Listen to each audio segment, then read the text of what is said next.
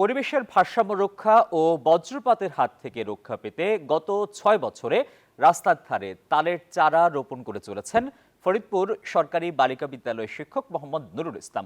শুধু তালের চারাই নয়, তার রোপণ করা গাছের তালিকায় রয়েছে প্রায় ৬০,০০০ ফলজ, বনজ ও ঔষধি গাছ। এই উদ্যোগকে সাধুবাদ জানিয়েছেন স্থানীয়রা।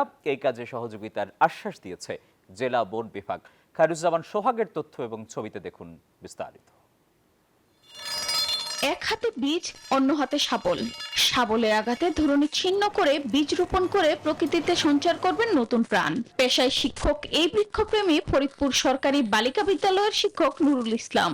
গত ৬ বছরে তিনি প্রায় ২০,০০০ তালগাছ সহ বনজ, ফলজ ও ঔষধি জাতের প্রায় ৬০,০০০ চারা রোপণ করেছেন। বজ্রপাতের হাত থেকে রক্ষা করার জন্য এবং প্রাকৃতিক ভারসাম্য রক্ষা করার জন্য এবং সৌন্দর্য বৃদ্ধি করার জন্য আমি এই কাজগুলো করে থাকি। শিক্ষক নুরুল ইসলাম শুধু নিজেই বৃক্ষরোপণ করছেন না, বান্ডেল থাকলে প্রতি সেনমানিতে টাকা বাঁচবে। বিকাশ সেনমানি বান্ডেল কিনে জিতুন প্রতি লেনদেনে। শিক্ষার্থীদেরও করছেন আগ্রহী। পাঠদানের পাশাপাশি শিখায় কিভাবে যে বৃক্ষরোপণ করতে হবে, বৃক্ষরোপণ করলে আমরা কিভাবে উপকৃত হব। তিনি সবসময় আমাদেরকে উদ্বুদ্ধ করেন যেন আমরা গাছ লাগাই। আমাদেরকে অনেকটাই অনুপ্রাণিত করেন। তিনি আমাদের গাছের প্রয়োজনীয়তা সম্পর্কে আরো শেখান। নিজ খরচে এমন উদ্যোগ নেওয়ায় তাকে সাধুবাদ জানিয়েছেন স্থানীয়রা। ওনার নিজ বেতনের কিছু অংশ উদ্বৃত্ত রেখে এই প্রতি মাসে উনি গাছপালা রোপণ করে থাকে।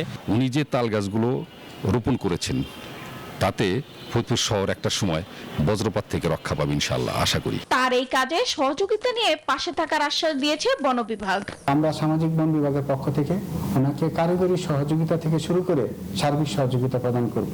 নুরুল ইসলামের বিশ্বাস, তিনি হয়তো একদিন থাকবেন না, কিন্তু তার রোপণ করা গাছ ছায়া হয়ে ঘিরে থাকবে গ্রামের মানুষকে।